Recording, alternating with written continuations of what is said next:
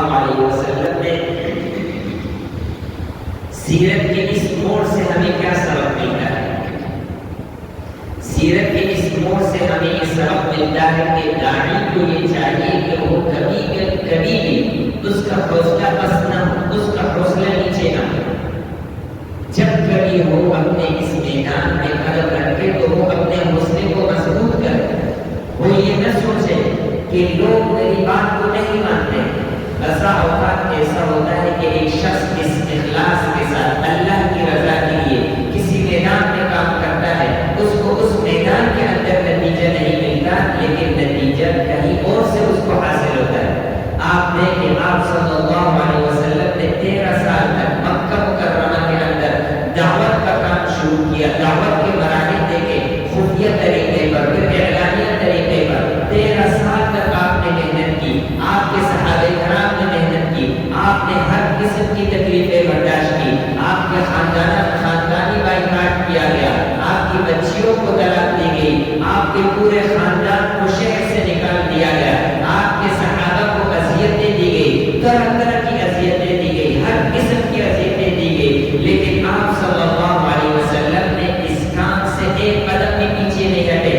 ہر طرح کی انہوں نے سفارشات کی، ہر طرح کی انہوں نے باتیں سامنے رکھی. لڑکی چاہیے وہ دیں گے، بادشاہت چاہیے وہ دیں گے، مال چاہیے وہ دیں گے، سرداری چاہیے وہ دیں گے، مگر اس کام سے رک جاؤ. آپ صلی اللہ علیہ وسلم نے فرمایا کہ ایک ہاتھ پر سورج رکھ دو، دوسرے ہاتھ پر چاند رکھ دو، لیکن اس کام سے میں ایک قدم بھی پیچھے نہیں ہٹوں گا. اور اس کام کو آپ مسلسل کرتے رہے یہاں تک کہ آپ کے دل میں ایسی تڑپ تھی کہ ہر شخص اسلام لے کر آئے، ایمان میں داخل ہو جائے، اسلام میں داخل ہو جائے. کہ اللہ تعالیٰ نے فرمایا فَلَعَلَّكَ بَاخِعٌ نَفْسَكَ، قریب ہے کہ اس طرف کے اندر آپ اپنے آپ کو ہلاک کر دیں.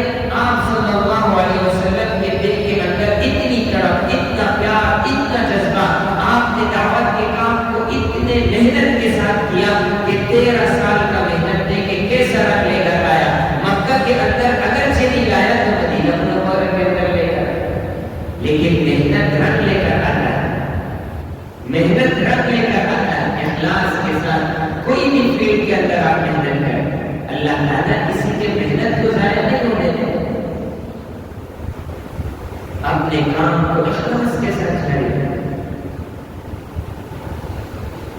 مدینہ منورہ سے لوگ جو اسلام کے داخل ہو، اب اس کے بعد دروازے کھلنا شروع ہو گئے، فتوحات شروع ہو گئے. وہ اسلام جس کو مکہ میں گزارا جا رہا تھا، وہ اسلام جس کو مکہ میں ختم کیا جا رہا تھا، وہ اسلام کچھ وقت بعد شرق و غرب میں پھیلا، شمال و جنوب میں پھیلا. بڑے بڑے جلیل القدر صحابہ اس میں داخل ہو گئے.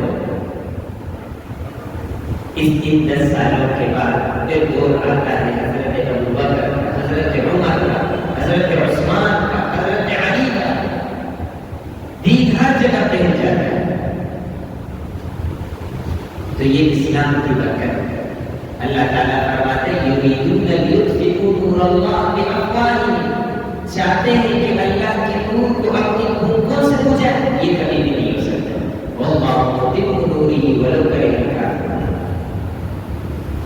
دعا ہے اللہ تعالیٰ ہمیں باتوں پر عمل کرنے کی توفیق عطا فرمائے.